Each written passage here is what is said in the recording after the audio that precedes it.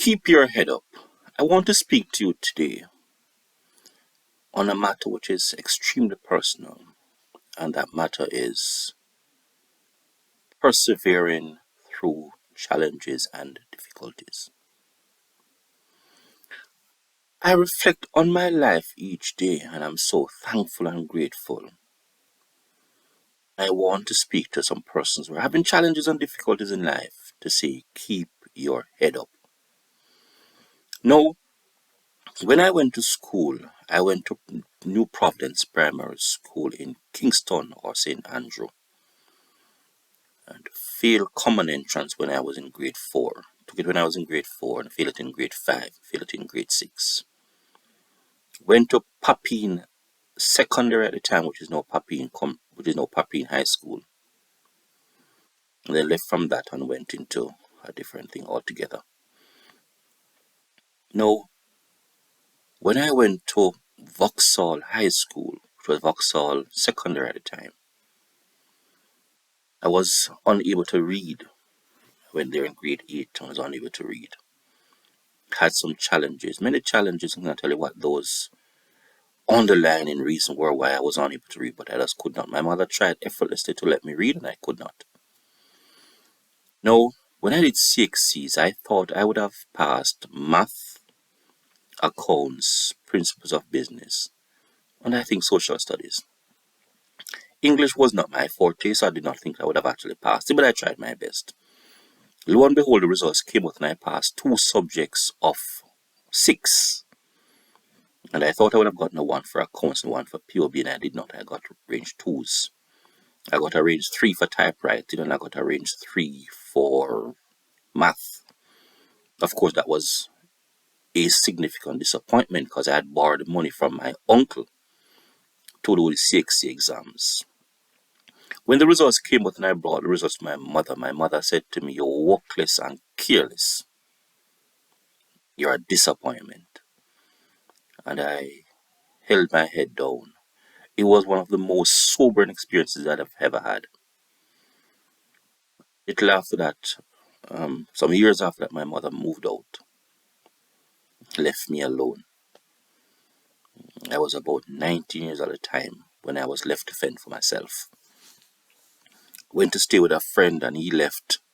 And of course, I understand that, and I had to sleep on a plain field in Vineyard Town at the time. That I had not have it hard. I want to speak to you about all of that because that was my experience, or those were some of my experiences. The break came when I passed CXC English after checking it for 12 times. Ladies and gentlemen, I took CXC English 12 times before I was successful. 12, not 2, 12 times. I went to University of the West Indies, and after my first semester, I was made to go on the Dean's List.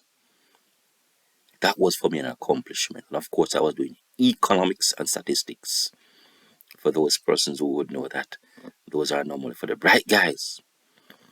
And I was a part of that group. I completed that first degree and I struggled. I had difficulty paying my school fee or paying my tuition, and it was so difficult.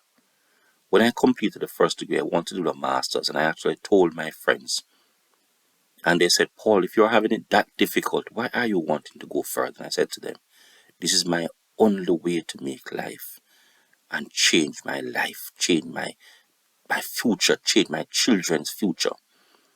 I remember one friend said to me, "Boy, Paul, I understand, but I wouldn't do it." I went on and did the masters. When I was doing the masters, I was in an English class, and I was in a class with a number of persons from all over Jamaica.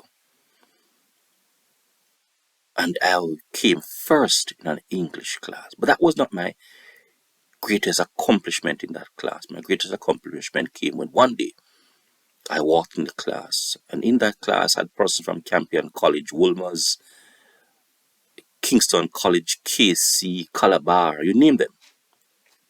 So we had the best of the best at the time in that master's class. And when I walked into an applause, and everybody stood up and were clapping. So I sat beside my friend who went to York Castle High School, very bright gentleman. And I said to him, "What is going on?" He said, "Paul, sit down, Paul, and relax." And he said to me, "Paul, the teacher said, if you want to learn to write, ask Paul how to do it, because he's good." Remember, I took English 12 times. 12 times. Just to be told at the university level in a master's class that I was good. It was an honor. I left there and I went and did a PhD in public health. Today, I'm actually completing a second PhD. I'm saying, keep your head up. Let me say it to you again, keep your head up. I remember losing my job. I went overseas and I had to come back to Jamaica. Not that I couldn't have made it, but it was so hard. When I was about to get a job at a university or a high school, one of the two, the person I was staying with wanted to get married to me because she realized that I presume that she were to control my paycheck. And I said, no, I'm not into that at all. And I came back to Jamaica. It was somewhat difficult, and I have made it. Currently, I am the director of institutional research at Northern Caribbean University. It's significant contribution to the space of research in Jamaica and in the world. Let me go again. I'm saying keep your head up. Where am I coming from? Failing 4 of 6 subjects at the CSEC level. Successfully defending little or nothing in life. That's where I was at one point. And I'm saying successfully defending little or nothing. Failed my CXCs. Mother was disappointed. And I presume she was embarrassed to tell her friends that her son failed everything. It was tumultuous. It was a difficult time for me, and I tried my best. I really wanted to make my mother proud. As the eldest child, it was my responsibility to set the trend for my brothers, and I failed them. My mother saw me as worthless. I remember she said to me, "You're good for nothing." And boy, that touched my soul. And since then I tried. And it took me 12 times trying for the CXE English before I got it. Remember when I got CXE English, a friend of mine said to me the year before, from years before, I was on my 8th try. "Paul, were you going to do it? Are you going to be doing it again?" And I said, "Yes." I said, "One more time." I said, "Boy, I have no option. What am I going to do? I don't have a father, I have a mother, and my mother see me as worthless. What am I going to do? I just want to prove to my mother that your son was good." And she did not see me in that light. But there were some persons who were there with me.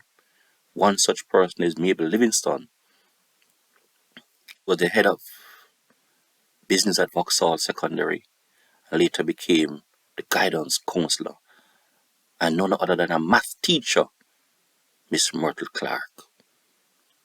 They believed in me, and they let me feel like someone.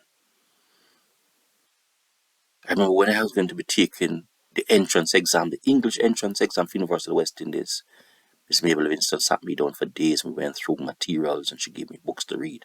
Up to now, I had one of the books.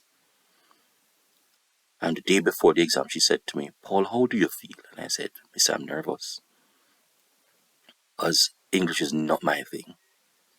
And she said, "Paul, I believe in you. You're going to do well." When the English results came out, I saw my name on the notice board that I had passed. And that was a start of a revolution in my life. Since then, I believed in myself wholeheartedly, and I've transformed the space of my life, my thinking, and those persons who understand and have been around me. I'm saying there are many of you who are struggling and there seems to be no way out. And there are some persons who you love and trust and they have no belief in you. I'm saying keep your head up. Every time you want to fail, or every time you want to give up, remember Paul said he took English for 12 times before he was successful. I'm saying keep your head up. When nobody believes in you, I'm saying keep your head up. Come on, Paul told you to English 12 times, 12 years straight before I got it. Keep your head up. Ladies and gentlemen, those are my views. Like, share, and subscribe to this channel. And tell me what have been some of your challenges, how you have actually recovered, how you have overcome. And if you have not, I'm saying keep your head up.